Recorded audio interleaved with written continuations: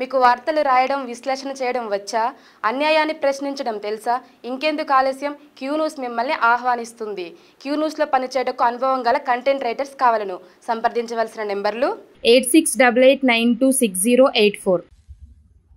పండుగ సాయన్న జయంతి సందర్భంగా arts college ప్రాంగణంలో ఈ కార్యక్రమానికి నేను పిలవంగాని విచ్చేసినటువంటి మా రాష్ట్ర యువ నాయకులకందరికీ, మీడియా మిత్రులకందరికీ పేరు పేరున ప్రత్యేక ధన్యవాదాలు.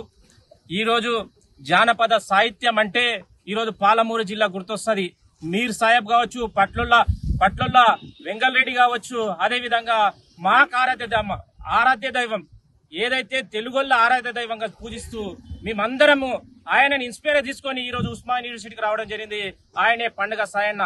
దాదాపు 150 సంవత్సరాల క్రితం ఏదైతే నిజాం వ్యతిరేక రైతాంగ పోరాటంలో అంతకన్నా ముందే చాలా మంది ఏదైతే బలహీన వర్గాల ప్రజల కోసము, ఏదైతే పీడిత వర్గాల కోసము ఈ రోజు ప్రాణాలు అర్పించిన గొప్ప నాయకుడు మా పాలమూరు బిడ్డ ఈ రోజు పండుగ సాయన్న.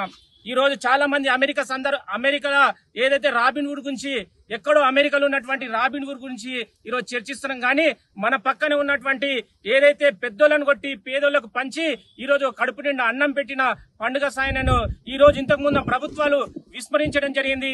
మా గౌరవ ముఖ్యమంత్రి రేవంత్ రెడ్డి గారు ప్రభుత్వంలోకి రాగానే ఈరోజు ఖచ్చితంగా జానపద సాహిత్యంలో విరోచితంగా పోరాటం చేసిన అనేక మందిని గుర్తించడం జరిగింది. అందులో భాగంగానే ఈ రోజు రాష్ట్ర గీతంలో పండుగ సాయన్న యొక్క పదాలు ఈ రోజు పెట్టడం అనేది చాలా సంతోషం. మా జాతికి ఇచ్చిన గౌరవంగా మేము ఈ రోజు రాష్ట్ర ముఖ్యమంత్రి రేవంత్ రెడ్డి గారికి ప్రత్యేక ధన్యవాదాలు తెలియజేసుకుంటూ, ఇంతకుముందు ఇట్లా మా అన్న చెప్పిండు, ఖచ్చితంగా ఈ రాష్ట్రంలో ఈ బీసీలో అత్యధిక జనాభా ఉన్నటువంటి తెలుగోళ్ళు కావచ్చు, ముదిరాజులు కావచ్చు, వాళ్ళకందరికీ సముచిత స్థానం రావాలంటే ఖచ్చితంగా రేవంత్ అన్న ఇట్లా ఖచ్చితంగా మా యొక్క జనాభాకు తగ్గట్టు ఈరోజు పండుగ సాయన్న విగ్రహాన్ని ట్యాంక్ బండి మీద పెట్టాలి.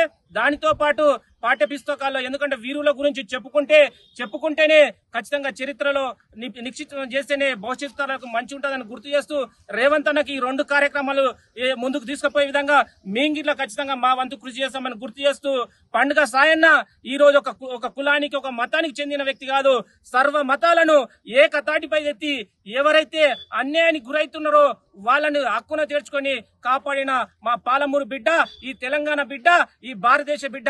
కాబట్టి అన్ని వర్గాలు ఇట్లా ఈయన యొక్క వీరోచిత పోరాటాన్ని మనమందరం ఉదాహరణ తీసుకొని భవిష్యత్తులో సమానత్వం కోసం మనమందరం ముందుకు పోవాలని గుర్తు చేస్తూ జోహార్ పండుగ. క్యూ న్యూస్ లో పనిచేయటకు సీనియర్ వీడియో ఎడిటర్స్ కావాలను. సంప్రదించవలసిన నెంబర్లు 8688926084.